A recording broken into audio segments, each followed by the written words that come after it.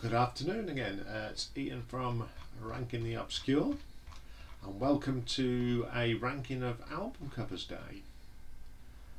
This is the first part of a three-part series, and we'll be looking at Mark Wilkinson, who has been more known for his work with Marillion and Fish, but he has done other stuff. So today we're going to be specifically looking at album artwork and single album work that he's done with Marillion, and then on Friday we will be looking at his Fish artwork, and then probably the following week, part 3, we'll be looking at other album covers that Mark Wilkinson's done. So today we'll be just concentrating on Marillion.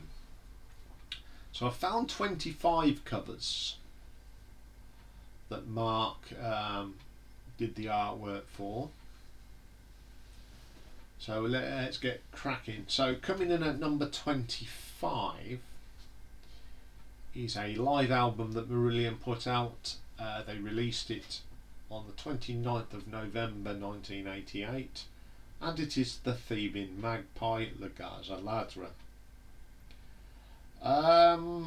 This was a bit of a rush job because Fish left Marillion, so I jumped on the bandwagon. It's not a bad cover, but I like the crowd, but I'd prefer to have the band, a picture of the band and the artwork in the background.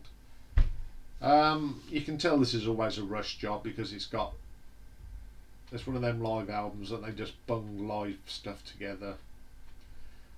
But it's not a bad cover. So moving on, number 24 is another live album. It was their first live album they put out. Was released in November of 1984, and it is Reel to Reel. This is an interesting cover. I like it because it's actually got live shots of the band. I mean, look at Mark Kelly and Peter Javalras. It's all hair. Whatever happened to that hair? But I just like how they're doing it. It's like a reel and reel. And yeah, as you can see, I've got a t-shirt from a band that were called Reel to Reel, who were a Marillion tribute band. Sadly they split up, but they were a really good band. Really good cover, and I did like the stuff off that album. It was a nice little thing to have. Okay then, coming in at number 23 is the first of the singles. This was released on the 27th of August 1985, and it is Lavender. I just find this one a bit... I like the picture,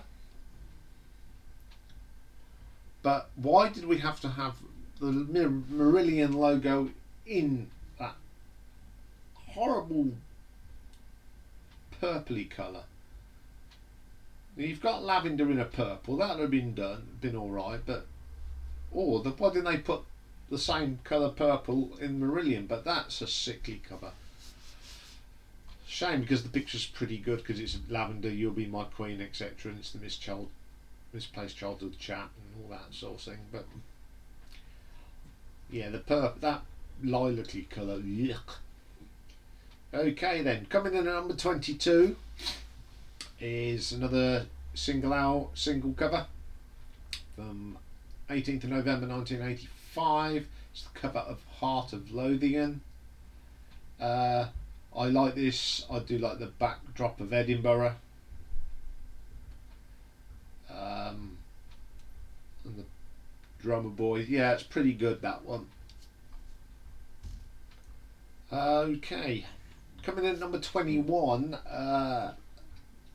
from January 1984, is the cover for Punch and Judy. The jury's out on this one for me. It's a bit mixed. I mean, I like the shoe, you know, the jester he shoots, but he's in a suit. I mean, just a jester in a shirt and tie and waistcoat just doesn't look right to me. That's just my personal preference, but it doesn't look right.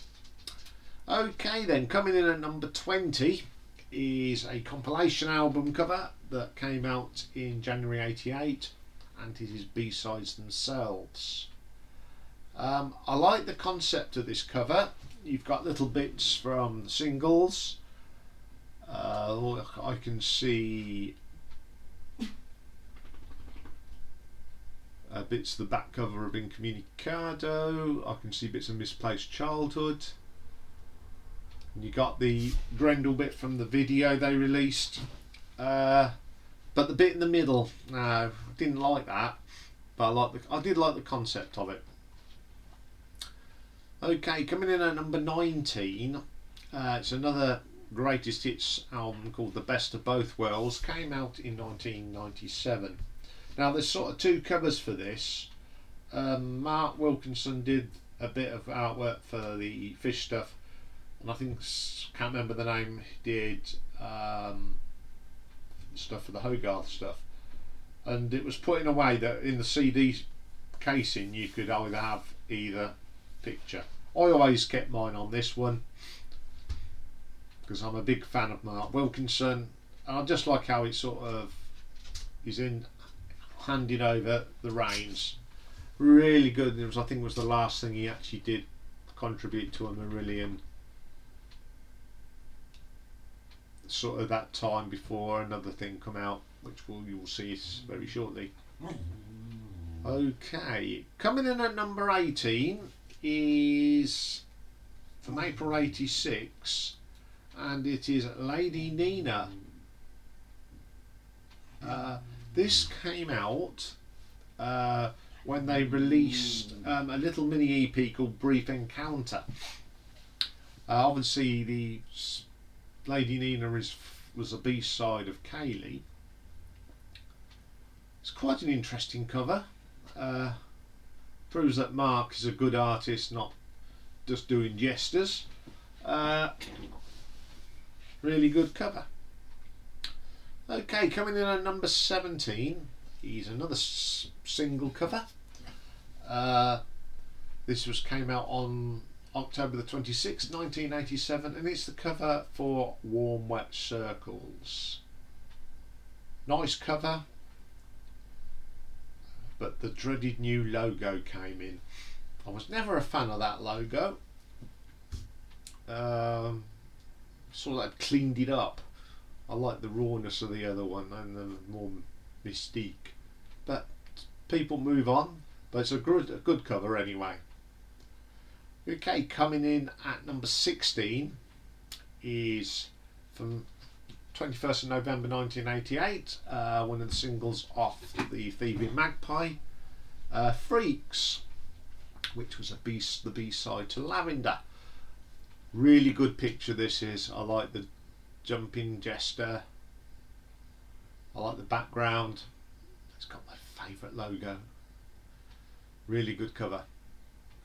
Okay then, coming in at number 15 is a live album from, this is a mixed one because it came out on DVD first, well no, VHS, in November 1987, but the actual soundtrack wasn't put on CD till 22nd of June of 2009, and it's live from Lorelei. I do like the it looks actually like Mark Kelly. I don't think it is. And you get the Lorelei stage. Pretty good cover. It was on the DVD, the VHS cover as well. Okay, coming in at number 14 is like a greatest hits. It's Marillion the Singles 1982 to 88. This was good because obviously I'd got all the 12-inch singles and I like to preserve them now, so I bought this so I didn't have to play my singles anymore. I do like this cover, I do like it. I like the way the Jester's got the mask and peering over his shoulder. Really good cover. Okay then, coming at number 13 is probably their best known single, Kaylee, 7th of May 1985. I had a t-shirt with that cover on. Now when this song come out, everyone loved it, but when I hear it now, it's just one of them songs that if I never hear it again, I'm not going to be upset. Don't mind, I don't dislike the song. It's just every time you hear Marillion, or you know, the compilation album, there's a Marillion song on it, it's either this or Incommunicado. But on the whole, it's a really good cover. Okay then, number 12. Now this is what was called a maxi 45 RPM. So it was a 12-inch single, and I can't remember exactly what's on it because it was like a limited edition thing. Welcome to the Garden Party came out in July of 1985. I do like this cover. It's sort of a bit of the poster that I used for the Garden Party in 1986 at Milton Keynes, which was a fabulous show. As people know, I've got a Facebook page, and I'm going to do a Q&A type thing on that gig and see if we can get people that are actually there as well, and we can have a bit of a reminisce about it. But I do like that cover. Okay then, coming in at number 11 is another CD that was released on the 22nd of June 2009, the Recital of the Script. Now, us Marillion fans all went and got the VHS in 1983, and then they put on another VHS in April of 84, Grendel and the Web. But the cover of this CD is really good. I just love how you got the Jester heading in to watch the gig. Really good cover. Okay, we're now into the top 10 of Mark Wilkinson's artwork. Coming in number 10 is one of my favourite songs. It was the single Garden Party, The Great Cucumber Massacre. June 6, 1983. It's just like taking the mickey out of the upper classes. I do like the Jester with the monocle and the cigarette holder. Very, very good cover. Very, very funny as well. Okay, coming in at number 9 is another single cover from January of 1983. It is He Knows You Know. Do like this cover. I do like the concept, and it does fit in nicely with the song. It also has got one of my favourite B-sides, charting the single. Do like that track. Okay then, coming at number 8, a more modern cover from July of 87, Sugar Mice. I just like that. I like the Sugar Mice sitting around the cocktail glass. Except it's got that horrible logo. But I can forgive them for that because I do like the picture. Okay then, coming at number 7 is one of the albums, the last Marillion album with Fish, Clutching at Straws of course, 22nd of June 1987. Another iconic cover, fits in with the album itself, about alcoholism and that sort of thing. Really good cover. And coming in at number 6, came out on the 17th of June 1985.